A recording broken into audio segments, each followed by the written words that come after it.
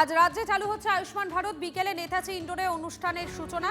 একই সঙ্গে সূচনা হবে মুখ্যমন্ত্রীর স্বাস্থ্য বীমা যোজনা। সুমন মহাপাত্র রয়েছেন আমাদের সঙ্গে। সুমন, দেখো, মুখ্যমন্ত্রী শুভেন্দু অধিকারী ইতিমধ্যেই আজকের দিনটাকে আয়ুষ্মান দিবস হিসেবে ঘোষণা করেছেন এবং দীর্ঘদিন ধরে পূর্ববর্তী সরকারের আমলে কেন্দ্রীয় সরকারের এই প্রকল্প এখানে লাগু হতে পারেনি।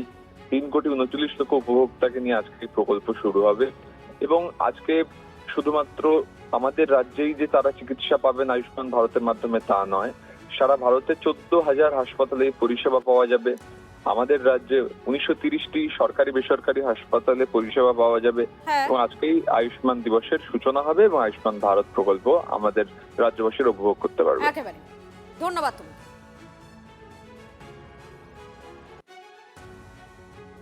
এটা আমাদের জন্য একটা বিরাট আনন্দের, স্পেশালি আমাদের মতো জনপ্রতিনিধিদের জন্য।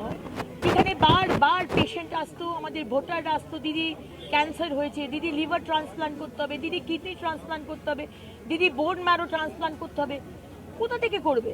স্বাস্থ্যসাথী কার্ড তো আর পশ্চিমবঙ্গের বাইরে কোনো হাসপাতালে আপনি লাগু করতে পারেননি। স্বাস্থ্যসাথী কার্ডে আপনি পশ্চিমবঙ্গের মধ্যে হাসপাতালও নিত না। আজকে মাননীয় মুখ্যমন্ত্রী আয়ুষ্মান ভারত নিয়ে এসেছেন এবং যারা আয়ুষ্মান ভারতের আওতায় পড়বেন না তাদের জন্য মুখ্যমন্ত্রী স্বাস্থ্য বীমা যোজনা। 16ই আগস্ট পশ্চিমবঙ্গে আয়ুষ্মান দিবস পালন করা হবে।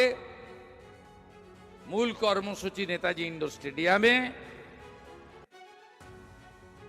বিকেল 3টায় আমি উপস্থিত থাকব, মন্ত্রীরা থাকবেন। স্বাস্থ্য দপ্তর পালন করছে। ভারত সরকারের স্বাস্থ্য রাজ্যমন্ত্রী অনুপ্রিয়া প্যাটেলজি থাকবেন। ওই দিন আয়ুষ্মান ভারতের কার্ড বিতরণ শুরু হবে।